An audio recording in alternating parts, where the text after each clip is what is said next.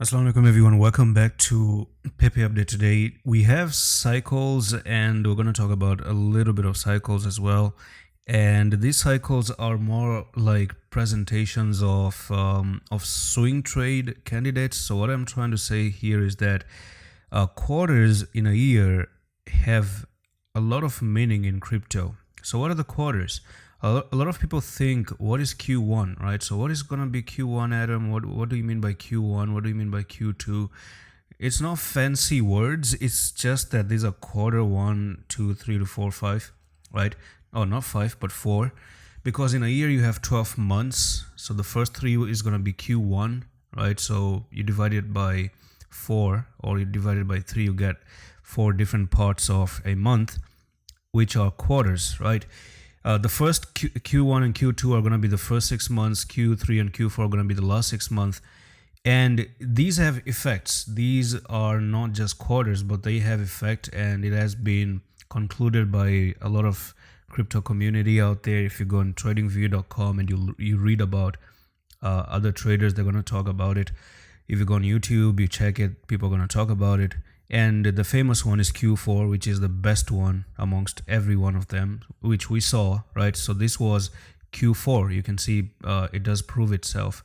Now Q1 has been bad. So let's check the quarters and how the quarters have been behaving so far. So back in January last year, so the Q1 of 2024 was actually amazing. So from there, you went all the way to March.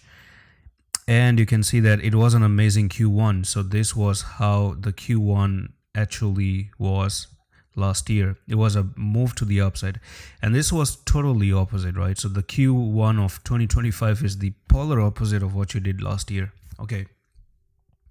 The next one is going to be, from April, right? So we're going to start off from April, May and June. So until June, which is the second remaining month.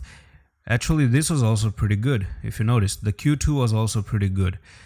And then we had, what else did we have, by the way? So yeah, the Q3, which is actually from July. So we started off from July, August and September, all the way to September. Okay, so this was sideways market. So we saw a sideways market all the way till here. So it wasn't a very good market. It was just more like a sideways. And then the Q4 last year was this one until December. So this was the last part of December. So it was pretty good. Q4 has always been amazing. And this is Q1 now, right? So this is the Q1 and March has started, which is the last month of Q1 2025.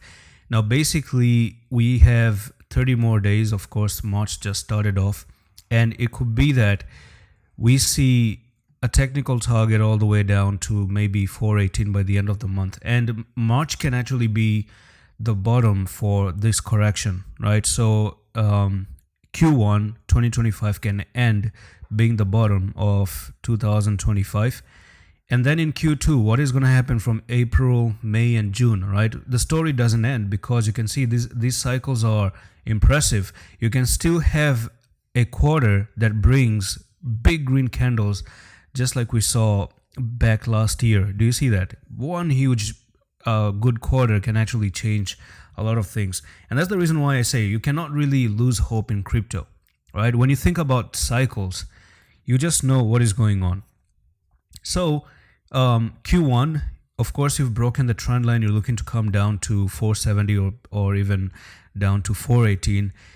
Then is this going to be a bottom? And if Q2 happens, we start off Q2, that can actually be another sideways. My personal take is that we could have a very boring Q2, something like this one right here, a little bit of a pump in the middle. And then you can start the last 6 months of the year to have an incredible bull run. So you have the Q2 all the way till June. You make the Q3 back a little bit, and then the Q4, maybe another new all-time high by the end of the year. I know it sounds crazy. That's a long time to wait, actually. But that's how I'm projecting things and how things have been working in crypto. You can see that, it's just my own thought, okay? It's just my own theory.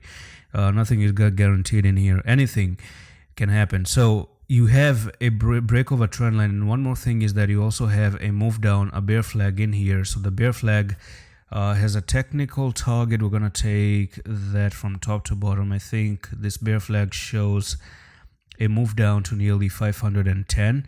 But one thing before we go down there is maybe we're looking for a small retest. If the retest happen at 996, we're gonna see a rejection and then fall down because that's the technical target, or we could actually pause and continue higher. You never know, because we're really down, and there are some few reasons for Pepe to pump a little bit, because you're going down on the daily.